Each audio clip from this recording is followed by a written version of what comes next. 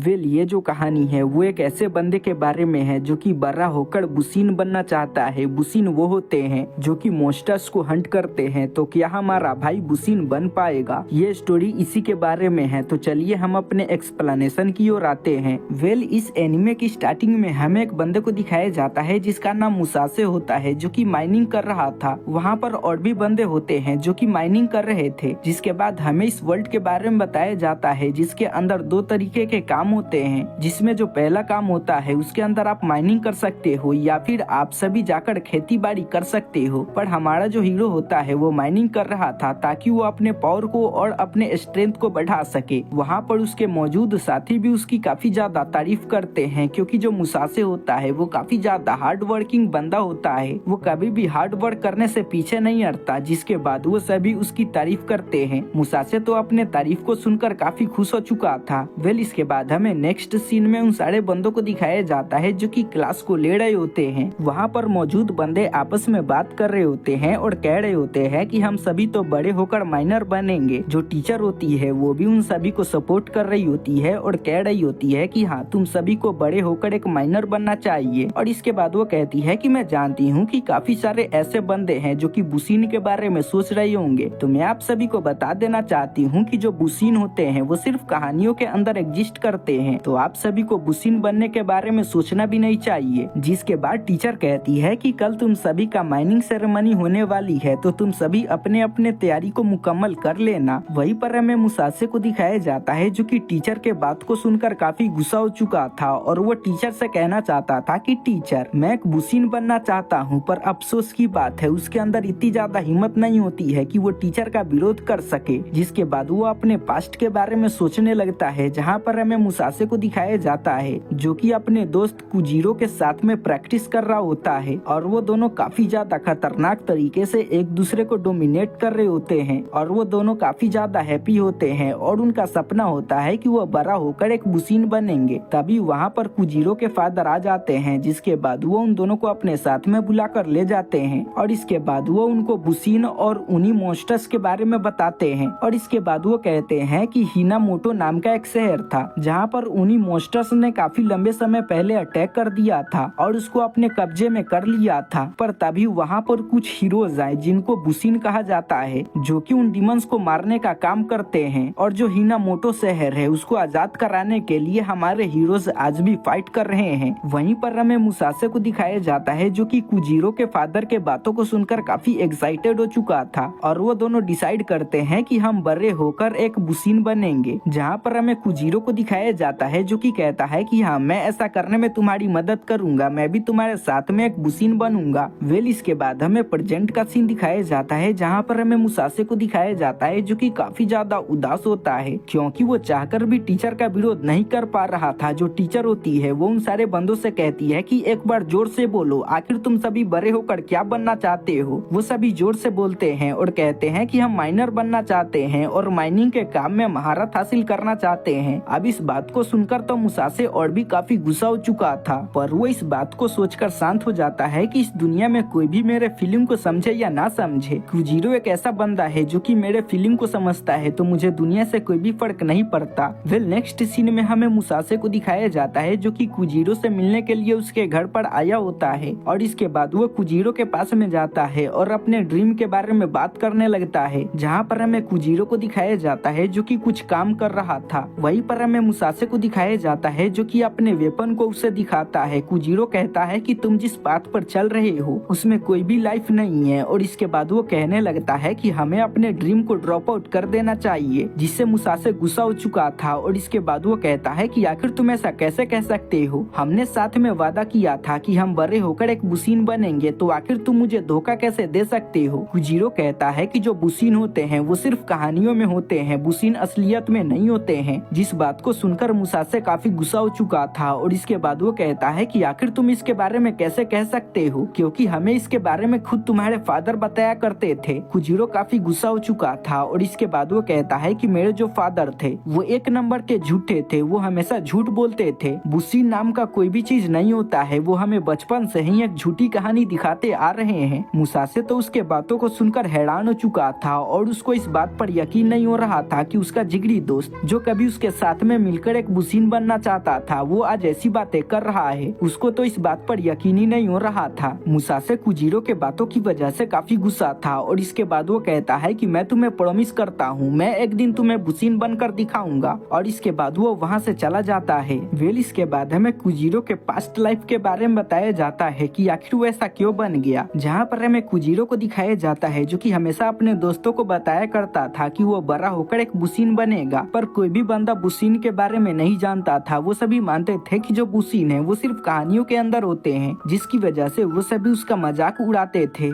और उसके पास में स्वॉर्ड होने के कारण उसके जो साथी थे वो भी उसका मजाक उड़ाते थे। यहाँ तक कि उसकी जो टीचर होती है वो भी उसका मजाक उड़ाती है और कहती है कि बुशीन नाम का कोई भी चीज नहीं होता है, तो तुम्हें इसके बारे में नहीं सोचना चाहिए बल्कि तुम्हें मूव ऑन करना चाहिए। साथ ही हम कुजीरो को देखते हैं जो कि इन्हीं सभी बातों की वजह से काफी ज्यादा अपसेट हो चुका था और उसे ऐसा लगने लगता है कि उसके जो फादर थे वो एक लायर थे, वो हमेशा उसे झूठ बोला करते थे। वो इन्हीं सभी बातों की वजह से ट्रॉमाटाइज हो चुका था और उसे ऐसा लगने लगा था कि उसके फादर झूठे थे।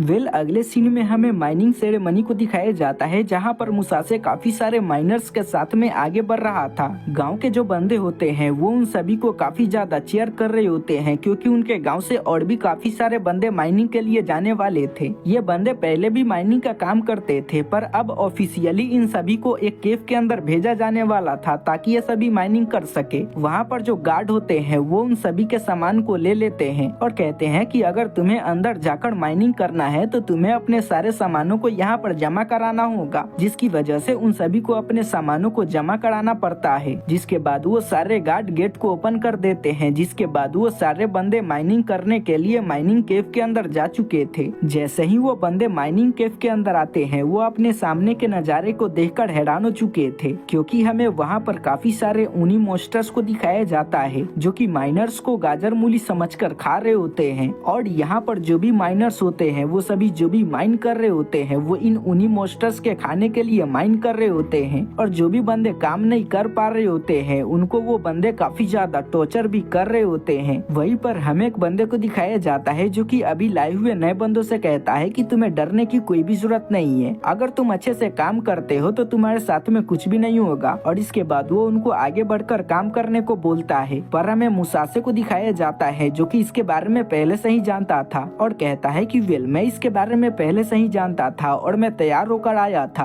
आज मैं इन सारे ऊनी मॉन्स्टर्स को यहीं पर मार दूंगा। और इसके बाद वो अपने साइथ को निकालता है पर तभी उसे याद आती है कि मेरे पास में तो मेरा साइथ है ही नहीं, क्योंकि यहाँ पर आते समय उन बंदों ने मेरा साइथ ले लिया था। तभी उसकी नजर अपने सामने जाती है जहाँ पर एक साइथ पड़ी थी, मतलब कोरने वाला कुदाल होता है, वो लेकर उसको आगे बढ़ जाता है उस पर अटैक करने के लिए। वेल अगले सीन में हमें कुजीरो को दिखाया जाता है जो कि अपने बेड पर बैठा होता है और अपने कटाने को देख रहा होता है और अपने फादर के बारे में याद कर रहा था और कह रहा था कि मेरे फादर तो एक नंबर के लायर थे। पर तभी उसको अपने सामने एक चीज दिखाई देती है।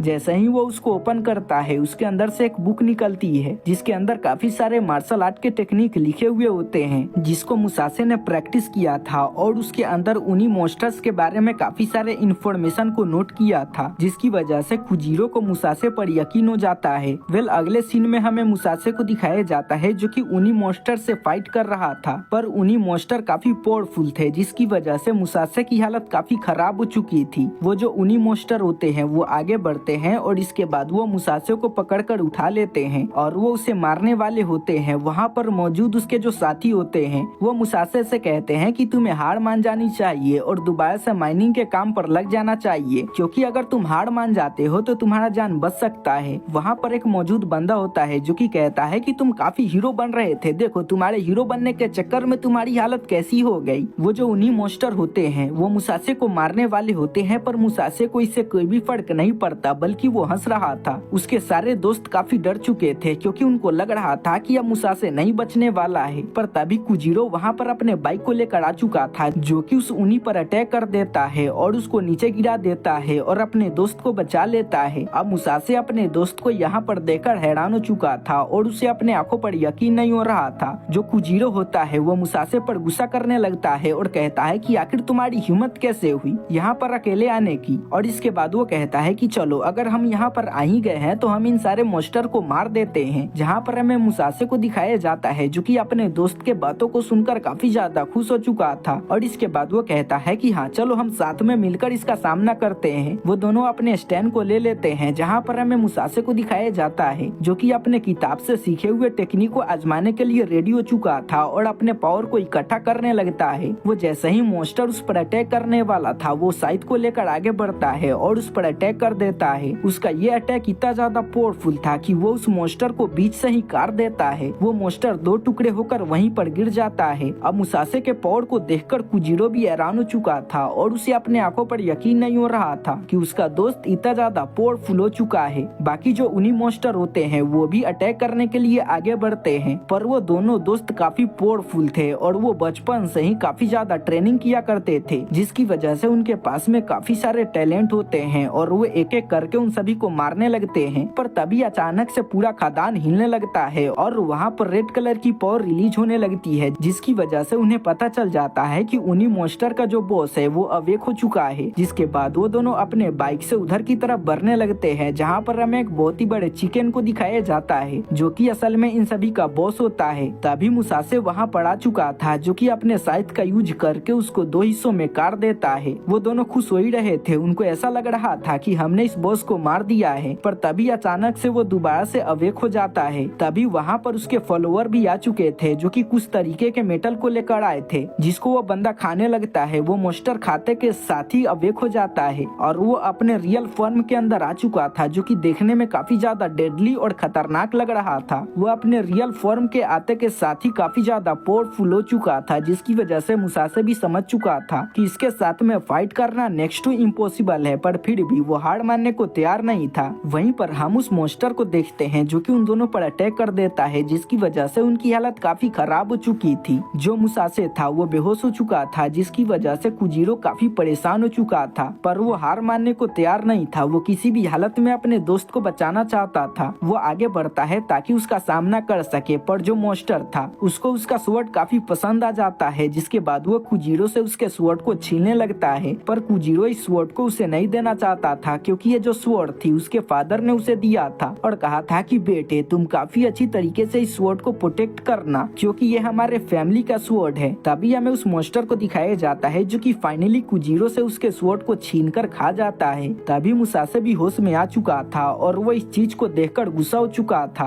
और वो तुरंत ही उस मॉन्स्टर के ऊपर चढ़ जाता है और अपने साइड का यूज करके उसके पेट को फाड़ने लगता है। थोड़ी देर मेहनत करने के बाद वो उसके पेट को फाड़ देता है और उसके अंदर चला जाता है और इसके बाद वो कुजीरो के स्वॉर्ड को बाहर ले आता है और इसके बाद वो कुजीरो से कहता है कि मेरे दोस्त तुम्हें परेशान होने की कोई भी जरूरत नहीं है, मेरे रहते हुए तुम्हें कुछ भी नहीं हो सकता है। और इसके बाद वो उसके स्वॉर्ड को उसे वापस करता है, जिससे कुजीरो भी काफी खुश हो चुका था। वेल तभी हमें वहाँ पर एक बहुत ही बड़े घर को दिखाया जाता है जो कि विला टाइप लग रहा था, जो कि हवा में फ्लोट कर रहा था, जो कि काफी तेजी के साथ में इन्हीं की तरफ बढ़ रहा था। पर यहाँ पर आसपास में उस मॉन्स्टर ने बैरियर लगा दिया था, जिसकी वजह से वो इस बैरियर को तोड़ नहीं पाते। पर तभी उस मेंशन के अंदर से काफी सारे बंदे बाहर निकल कर आते हैं, जो कि बाइक पर बैठे होते हैं, जो कि एक बुसीन होते हैं। अब इस चीज को देखकर उस मॉन्स्टर के फॉलोअर काफी परेशान हो चुके थे और इसके बाद वो कहते हैं कि आखिर ये बुसीन यहाँ पर क्या कर रहे हैं। साथ ही हमें मुसासे और कुजीरो को भी दिखाया जाता है जो कि बुसीन को अपने सामने देखकर हैरान हो चुके थे और उन्हें अपने आंखों पर यकीन नहीं हो रहा था। तभी बुसीन का जो कैप्टन होता है वो आगे बढ़ता है और इसके बाद वो मुसासे से कहता है कि मुसासे तुम्हें पीछे हट जाना चाहिए, क्योंकि इस मॉन्स्टर को मार पाना तुम्हारे बस की बात नहीं है। मुसासे कहता है कि नहीं, हमने इस मॉन्स्टर को मारा है, हम पीछे नहीं हटेंगे। पर तभी हमें उस मॉन्स्टर को दिखाया जाता है जो कि दोबारा से अपने इंजरी को हील कर लेता है और खड़ा होने लगा था, जो देखकर जो बुसीन होते हैं वो तुरंत ही अपने फॉर्मेशन को एक्टिवेट कर देते हैं। जो ग्रीन टाइप के बंदे होते हैं वो उसको पकड़ कर रखे होते हैं और जो दूसरे टीम के बंदे होते हैं वो आसमान में होते हैं और वो अपने कंबाइन अटैक को रेडी कर रहे होते हैं ताकि वो उस मॉन्स्टर पर अटैक कर सके। जहाँ पर हमें इस अटैक को दिखाया जाता है जो कि सच में देखने में काफी खतरनाक लग रहा था, पर हमें मुसासे को दिखाया जाता है जो कि किसी भी हालत में हार नहीं मानना चाहता था और कहता है कि ये पहला उन्हीं है जिसको मैं मारना चाहता हूँ, मैं इसे तुम सभी को छुड़ाने नहीं दूंगा। और वो खुद ही आगे बढ़ जाता है और उस पर अटैक कर देता है, जिसकी वजह से ग्राउंड टूट चुका था, जिसकी वजह से मॉन्स्टर नीचे गिर जाता है, जिससे बुसीन का जो अटैक था वो फेल हो जाता है। मुसासे आगे बढ़ता है और अपने साइथ का यूज करके उस मॉन्स्टर पर अटैक करता है, पर तभी उस मॉन्स्टर ने एक बहुत ही खतरनाक अटैक को रेडी कर लिया था जो कि मुसासे पर करने वाला था, जिससे मुसासे मुसासे भी काफी परेशान हो चुका था और उसे कुछ भी समझ में नहीं आ रहा था।